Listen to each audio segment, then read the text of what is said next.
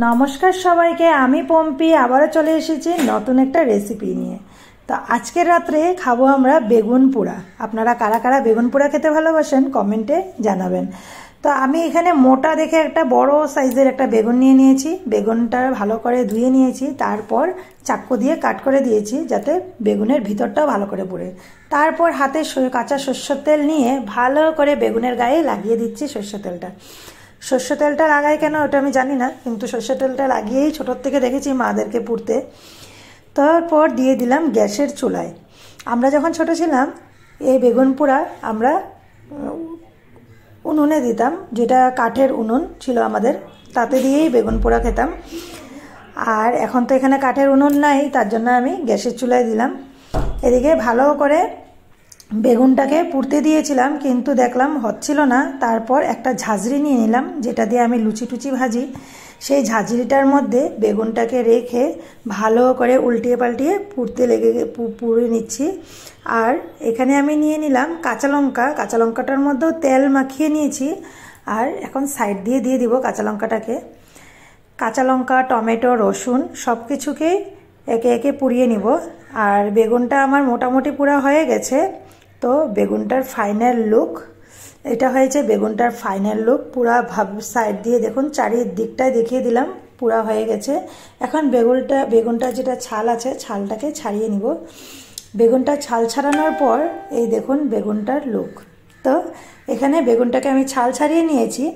তারপর এর থেকে অনেকটা পরিমাণ জল বেরিয়েছে, জলটাকে ছেঁকে ফেলে দিলাম। এখানে আমার টমেটো পোড়া হয়ে গেছে, টমেটোর উপরের চামড়াটাও ফেলে দিয়েছি। এখানে কাঁচা লঙ্কাও পোড়া হয়ে গেছে, আর সাথে রসুন 2 থেকে 3টা দিয়ে দিলাম, পুড়ে নিলাম। সব কিছুকে মেখে নিব। তার জন্য নিয়েছি পেঁয়াজ কুচি করে, আর নিয়েছি ধনিয়া পাতা, নিয়ে ভালো করে সব একসাথে মেখে নেব। এখন টমেটোর থেকে অনেকটা পরিমাণ জল বেরিয়েছে, তো টমেটোর জলটাকেও আমি সাইড থেকে ফেলে দেব। তারপর এখানে নিয়েছি সব কিছু, এখন মাখাবো। আর গরম গরম ভাতের সাথে বেগুন পোড়া। আপনারা কারা কারা বেগুন পোড়া খেতে ভালোবাসেন শীতের রাতে আমাকে জানাবেন। আমার তো খুব প্রিয় খাবার শীতের রাতে এই বেগুন পোড়া, খুব ভালোবাসি। তা আমি এখন সব কিছু একসাথে টিপে মেখে নিচ্ছি। এখানে প্রথমে মেখে নিলাম টমেটোটাকে, তারপর কাঁচা লঙ্কা ভালো করে টিপে মেখে নিয়েছি, আর রসুনটাকেও মেখে নিয়েছি। এখানে শুকনো লঙ্কা দিলে ভালোই হতো, কিন্তু আমি আজকে ভুলে গেছি শুকনো লঙ্কা দিতে, আরেকদিন শুকনো লঙ্কা দিয়ে মাখবো।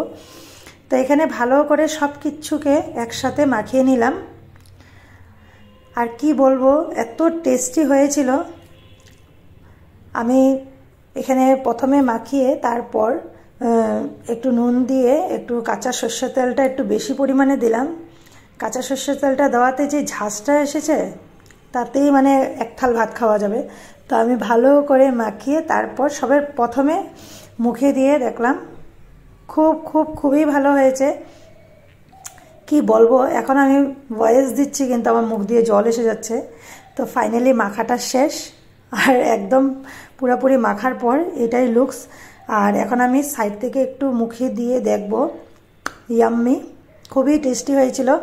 আপনারা কারা কারা বেগুন পোড়া এইভাবে খেতে ভালোবাসেন আমাকে কমেন্টে জানাবেন। আজকে এই পর্যন্ত। আমরা রাত্রে ডিনার করব এখন বেগুন পোড়া দিয়ে। আজকে